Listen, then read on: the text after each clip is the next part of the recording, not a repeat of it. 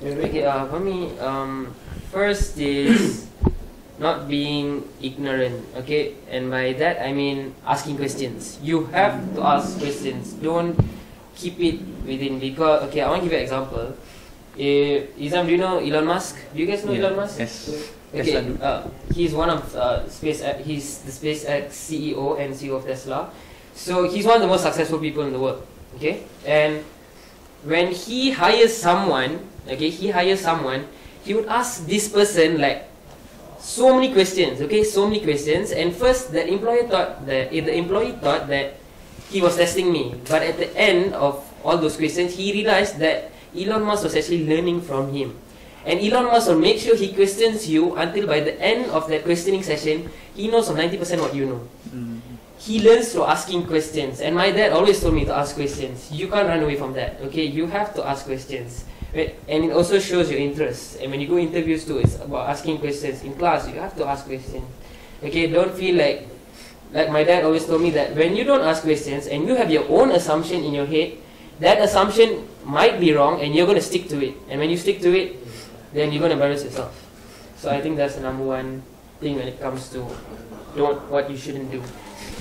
Well, I think I would like to press out one more thing. Okay, in learning, one of the main distractions in learning is the phone. We all know this. The phone is always the main reason why we don't study. We have Instagram, we have Facebook, and everything is just there distracting, the notifications. So I would like to ask, how do you get rid of those distractions? Okay, most of the time for me, I usually just put it in airplane mode, or maybe if I'm alone, I'll immediately turn off the Wi-Fi. Because I know, because if you really want to use it, you have to go back and turn on the Wi-Fi. That will be really annoying. So bagi saya rasa bila benda tu buat saya rasa malas, saya tak akan buat. So at the end of the day, saya memang akan study je. Kalau saya memang perlukan phone, macam saya nak tengok maklumat lebih ke apa, only then baru saya buka Wi-Fi saya. Okay? Kalau tak, memang saya tak akan sentuh phone saya. Phone tu memang dia kacau. Tak kisahlah. Dia especially when you're learning something, everything becomes a distraction. Even sometimes the blank wall can become so interesting. So you have to really put focus on what you are studying. Okay? Sometimes when you're studying and you get bored, you look at the blank wall. Why is it white? Everything you're curious about. You're curious about something that's not really supposed to be curious about. So memang kena fokus. Kalau lah blank wall tu boleh jadi distracting, apatah lagi telefon yang ada banyak-banyak fans yang gini kat dalam tu kan. So you really have to put an effort to stop playing your phone when studying. Okay, since Izham told you what not to do, so I will tell you why you should follow that. You see, when you study, you have this flow, you have this momentum. Okay, humans can only pay attention like 100% for 15 minutes. When you start studying and you get into that flow, you start reading, and suddenly that WhatsApp message comes in, you're going to break that flow. And to get back into that flow is really hard, trust me. And that's when people give up. Okay, malas lah. They keep the books and go. Because you see, when you have that flow, when I have that flow, I can go for 2 hours straight without stopping. But when that phone comes in, it just breaks that flow. And when I want to get back, you feel like you don't have the momentum. Okay, like studying is like inertia. Initially it's hard. It's hard, but once you get there, you're going to keep going. Okay, so what I do is I keep my phone out of the room, and only when I'm done studying, I'll touch my phone, and that's a reward. It's like a reward. Okay, 2 hours I didn't touch my phone. Okay, I deserve 5 minutes on Insta. That's how I did it. 2 hours equals to 5 minutes of Insta. I can exceed that. But usually it'll be the other way around, you know. That's normally me. 5 minutes on the book, 2 hours on Insta. Okay, so there's type of people who likes to do study groups and types of people who likes to study alone. I would like to ask both of you, which one do you guys prefer, study groups or studying alone?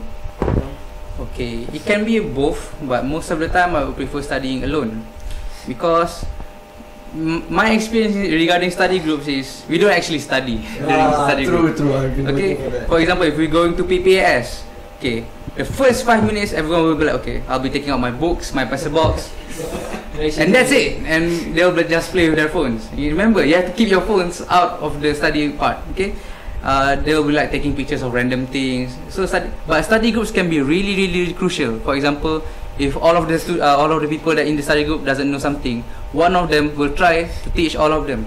So I think that's really important. For example, for sejarah, bio, chemistry, physics, all four of this is very useful for using study groups, because one person can change the future of 7 or more persons. Compared to, for example, additional mathematics, I think you'll be better alone. But unless if you need some help, you can ask someone personally. I don't think a study group is necessary for these kinds of subjects. But if you study better via study group, then do it. But that's in my opinion. I don't prefer study group as much because of my experience with my friends. If you have friends that actually do work during study group, then go on. A study group is actually very good compared to studying alone. But if you are a lone wolf and you're better being a lone wolf, then fine. Because I'm also sometimes a lone wolf, but sometimes I can also participate in a study group. That's my opinion. Okay, for me it's actually exactly the same as Izham. I prefer both, but studying lone wolf, you know. So I prefer studying alone because of the distractions. Like Izham said, you come in here so motivated, like you take out your books and then you pergi check Insta orang semua belajar, but tengok sembang kedai kopi. So yeah, because you know you tend to get carried away with conversations, but even though we do conduct our study groups, sometimes they're effective, sometimes they're not. So I prefer to study alone because full focus, full commitment. Like Izham said, you can get distracted by the most common things like the wall. Even a bird chirping outside can disturb me. So you should really eliminate those distractions. But yeah, studying in groups has its own advantages, and if you know how to manage the group, then it's fine. Like, you know, if everyone has a commitment, then please go ahead.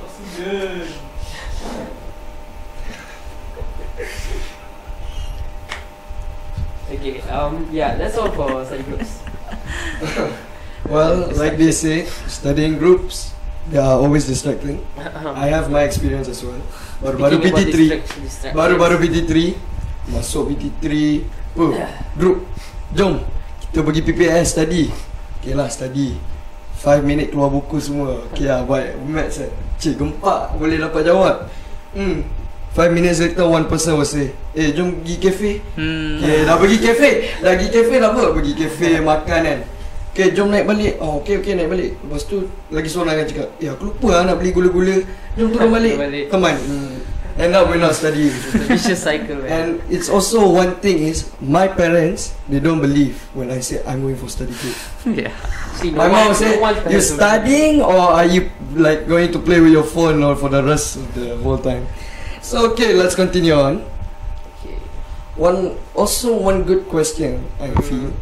How do you include leisuring while you're stressing on your studies?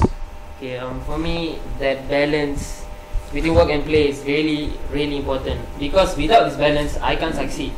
Okay, because you see, one side you are draining yourself mentally, so you need like a balance. You know, these are where all the leisure activities come in to put in that balance. So for me, this is my schedule. I'm not asking you to stick to it. This is how I work. So average, I study 6 hours a day. I think I have 8 hours, 9 hours a day. So the another 3 hours is my leisure time. And this leisure time bukan study 6 hours straight and then 3 hours leisure. The leisure will be tengah-tengah. Those are the reward times. You know, I check my phone. So yeah. So what I do during my leisure time, number one, exercise. Exercise is a leisure. I consider it as a leisure activity because it's stress relieving for me and it's really rewarding. And then I do watch TV sometimes. I rarely watch TV, but I love watching YouTube. Like some educational videos, all these science videos. They're just so fun. So I watch videos. And yeah, of course, I spend time with my family. So usually for lunch or for dinner, we go out once in a while. And yeah, that leisure time is really important. You need to reward yourself for what you're doing here. And after all, you need to be happy in your life. So don't work too much till you don't have time for doing things you love. Like, okay, I said exercise, but let's say you love drawing, then go ahead. You love making videos, go ahead. Do what you love, but make sure there's a balance between those two. Okay. As for me, in order for you to succeed, it doesn't mean you have to be a bookworm. You have to be in between. You have to become bookworm, but you also have to be a cool person at the same time. Okay, so I don't implement leisure into education. Usually I do it the other way around. I implement education into leisure. For example, if I were to play football and I'm thinking, okay, how should I shoot this ball? Okay, based on physics application, impulsive force. Okay, I have to shoot it and I have to pull my legs very fast from the ball, so that I'll put a lot of impulsive force into that. Okay, that's for example. And secondly, when I do that, I feel great because I actually understand what I'm learning. For example, after I learn Indonesia, I actually use the seatbelt nowadays. Before learning Indonesia, I don't use seatbelt at all, and then I complain why the bumper hurts me as well. So it's more. I turn the education into the fun instead of implementing leisure into the education, because for me, I'm very easily distracted. So I cannot do that. If I do that, then I'll be distracted. Okay, so as I said earlier, you don't necessarily need to be a bookworm to succeed. If I tell you, if me and Gnyarienn decide to tell our history to you guys, I don't think you guys will think we are the best, we are the top 2 students in school. So you need to have a balance between fun and learning. If you're just having fun for the rest of your life, you're not going to score in your exams. If you're just studying all the time, your mental health could be weaker and you won't be as social as you can. And social is very important. You need a lot of friends to survive in this world. Okay, you can't survive alone. Even though I said that you should be a lone wolf during studying, that's only meant for studying, not everything else. Okay, you need help to survive in this world. Okay, the world nowadays is very cruel, so you need to find good friends. Okay, you don't necessarily to be a bookworm, because that's not really how it's supposed to be. You have to become a cool bookworm. Exactly. If you're not cool, then you're bookworm lah. If you're bookworm, you're not good. cool. Cannot go socially. About the leisure, like, okay, my problem, remember I said there's a balance between leisure and studying. Okay, what I tend to struggle is with the leisure. Sometimes I study too much. My mom tells me like, oh, you study too much, let's go out and stuff like that. But most people the other way around, yeah. So like, yeah, you need to start studying more, because I told you to do things that you love. People are doing too much of things they love and they're not studying. So I just realized that, so I need to rephrase what I said. So yeah, you need to get into that habit of studying, okay? Because you're doing too much of things that you love, and you're not putting any time for studying. So you have to figure out that balance. Okay. What are your plans after this? Like since dah habis SPM kan? Apa rancangan? Pergi overseas ke ataupun just kat Malaysia? I've applied for online. I've applied for overseas and local universities. When people ask me, I will gladly say I want to go to overseas. I want to go to MIT. Okay, but deep down inside, I know it's a bit difficult to leave Malaysia, because I'll be leaving my family, my friends, my special friends. So it's a bit difficult for me. Just imagine if I were to do foundation in overseas, I could spend 5 years away from Malaysia, and that would be really sad. But if I'm given the chance, I think I will take it. But most probably I'll go local, because for example if I'm interested in doing engineering, and is number 10 in the world in terms of engineering, so it's not really that bad. You don't need to go to overseas to impress people. Maybe if you go to overseas, you're going to a university lower than in engineering. So what's the point in that?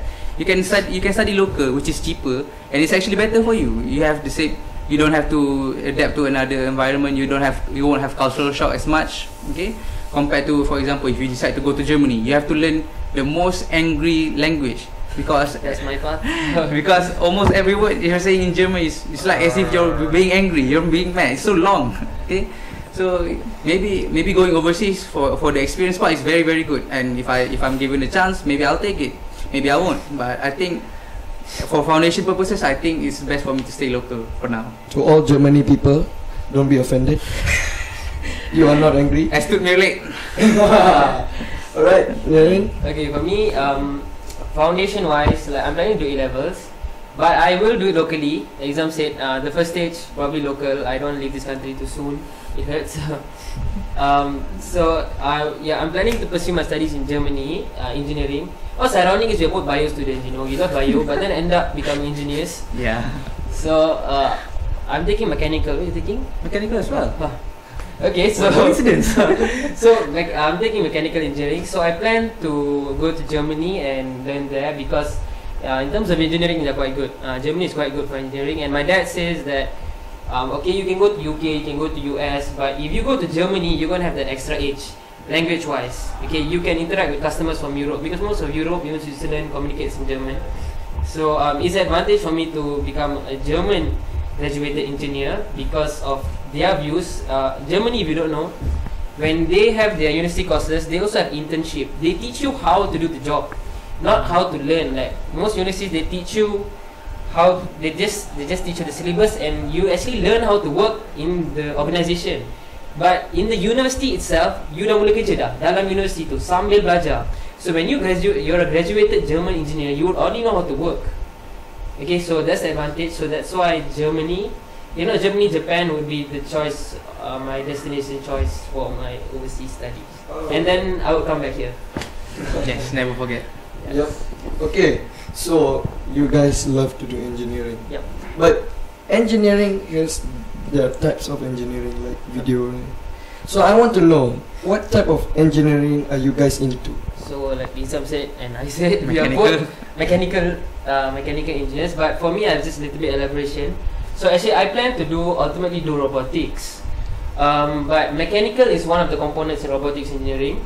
So you start with mechanical, and I took my dad's advice. Mechanical is the most broad engineering field, by the way. So for most of you who want to do engineering, you don't know what to do, you should do mechanical. Because when you come to mechanical, it's very easy to jump, from one mechanical discipline to another. You can go to electric, you can go to civil for mechanical. But let's say you're in chemical and you want to jump to mechanical, susah pula. Because most of the basics of engineering is in mechanical. So I'm going to start with mechanical and then probably do electrical, and those two degrees is already enough for me to do robotics. So so that's why I think mechanical is a smart decision because it's the broadest engineering field. For me, I'm interested in mechanical engineering because of my interest in motorbikes. Okay, I actually fix and mod my own motorcycle. I usually just buy the parts and I'll fix it on my own. Unless it involves electricity, which is because I'm not an electrical engineer, I won't touch it. Okay. Lagi-lagi bila sebenarnya ni mechanical ni memang menarik tau. Dia memang luas. Okay. Kalau belajar pasal mechanical, macam mana cakap dia boleh jump pergi chemical, electrical. Okay. And those are really important parts in this world. Banyak negara perlukan engineer daripada tu. Macam contoh Telekom Malaysia, memang diorang cari electrical engineer. Memang pasal diorang lah kan.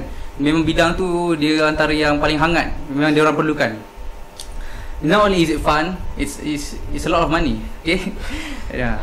Lepas tu saya memang minat mechanical ni pasal motor sebab saya nak tukar pandangan orang pasal motosikal ni tau. Okay.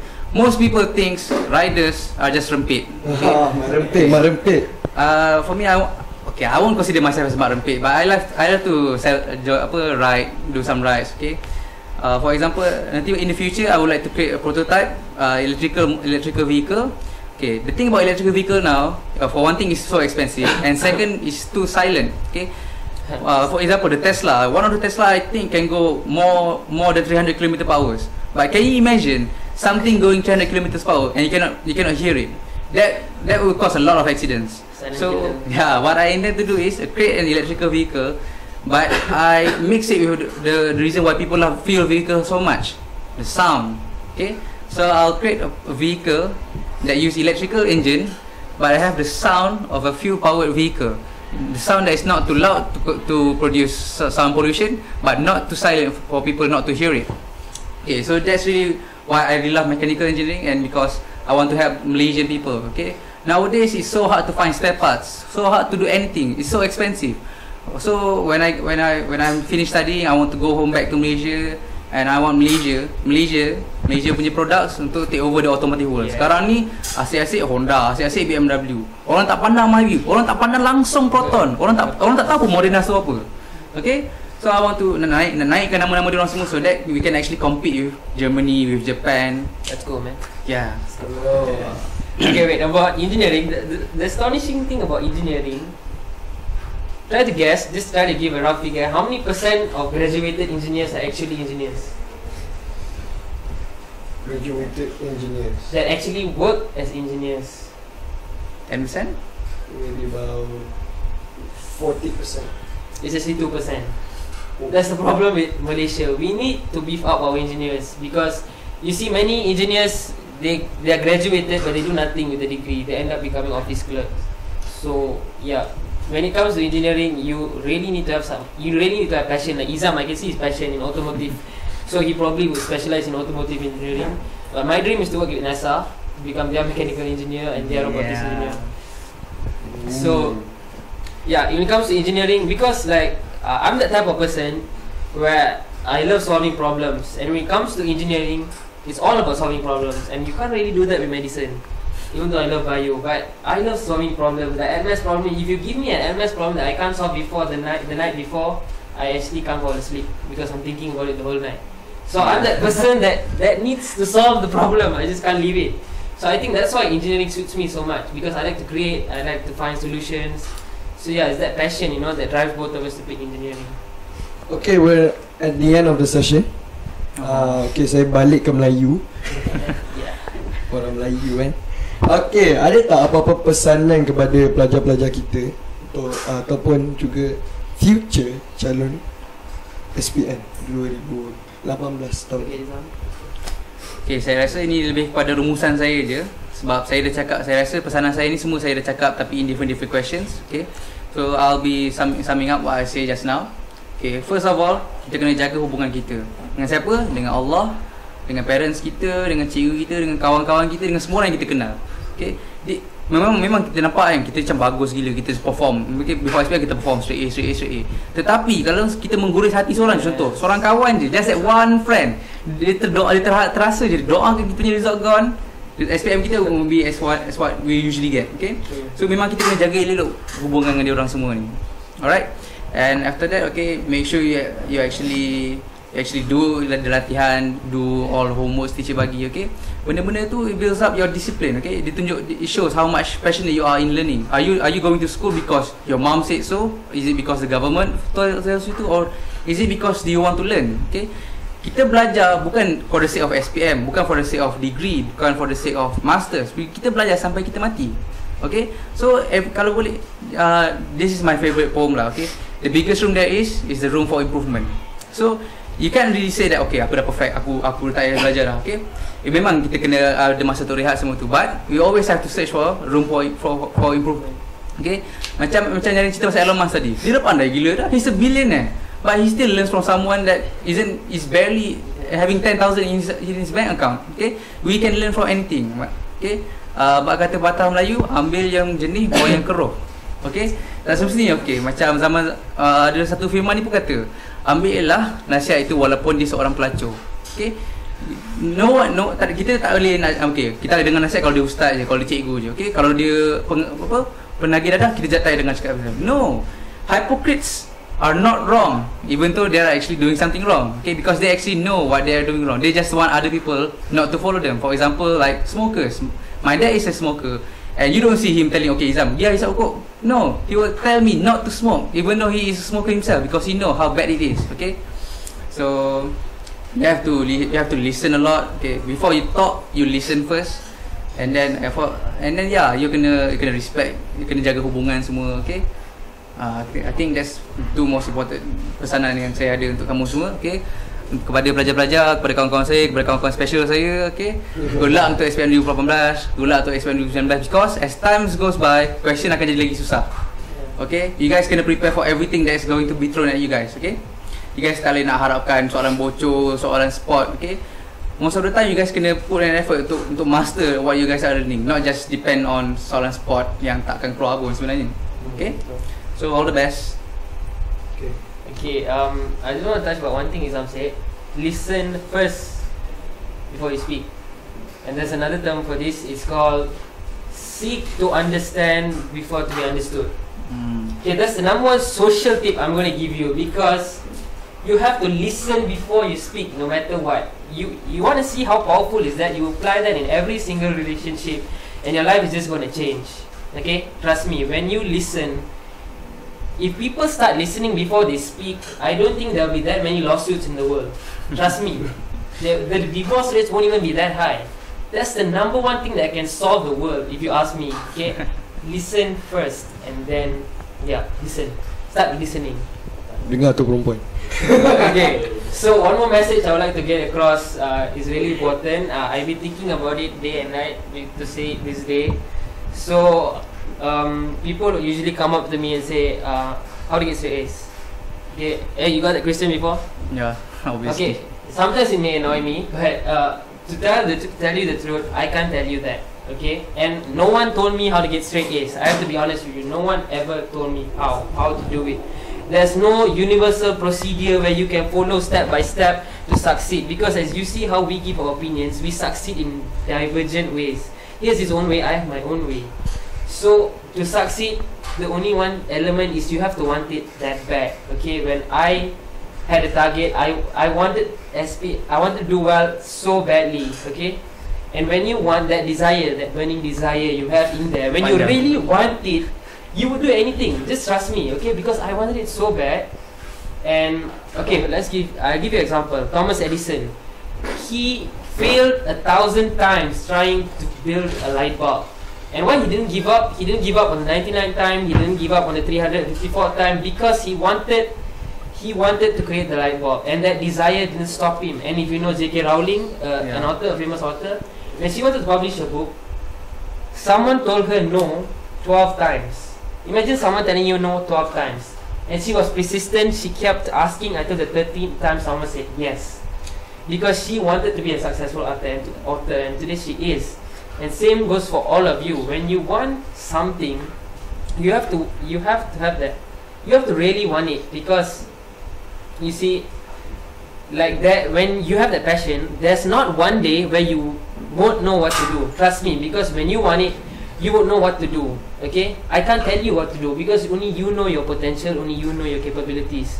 Okay, you know what to do, how to do it, and yeah, you should start with why you're doing it. Like Izham said, the reason for everything. Okay, the reason why you're doing this, because that's the internal drive. That's what's going to change everything. Only you can change yourself. Only you can change yourself. And so, based on what I said, leaders or heroes or champions, they are not made, they are not born, but they are self-made. You make yourself a hero, you make yourself a champion, you make yourself a leader. So that's really important. And coming back to why I'm studying is because I feel like doing something beyond yourself is important, which is contributing. Okay, contributing, if you think about it, we're all born to contribute. Okay, we're all born. Like he wants to contribute in automotive and to our country. I would like to contribute too. But to get that means, the means of contribution is education. Am I right? Yes, exactly. So how am I going to contribute without education? And that's why I learn every subject passionately, to give me the tools to contribute. Because to contribute, that's the best feeling in the world. Okay, and you should all contribute. So that's all I have for you guys. Make sure you have passion in whatever you do. Thank you. Okay, thank you. Saya nak mengucapkan terima kasih kepada Abang Izham dan Abang Gnyarienn untuk datang pada hari ini. Saya juga nak ucap tahniah untuk result SPM. Okay. Dan saya juga ingin lagi cakap yang good luck untuk sambung belajar, and hopefully pergi overseas, pergi ke Jerman And okay, saya semoga para penonton mendapat ilmu-ilmu ataupun tips-tips yang diberi pada perbincangan kita pada hari ini. Sekian, terima kasih. Saya Selva Kumar, saya dari Warta9. Check out.